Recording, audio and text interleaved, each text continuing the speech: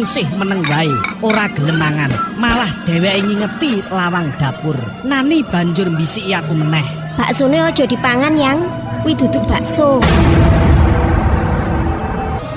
Nanging aku ora gatek, pentol bakso iki banjur tak pangan. Aku karo ngomong, "Wis to Yang, kowe ora usah wedi. Ora ana apa-apa kok, neng kene ana wong akeh lho." Nanging Nani meneng wae, sedelok-delok ngingeti lawang dapur. Ora suwe banjur ngrangkul aku karo jerit.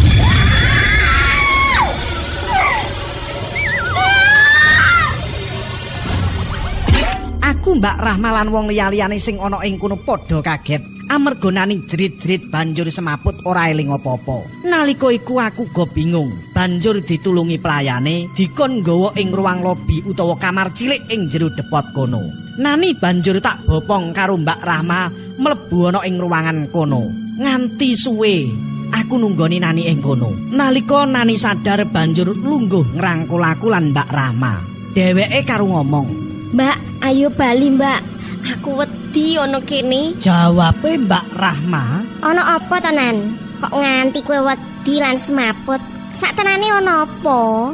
Nani banjur ngomong karo nangis.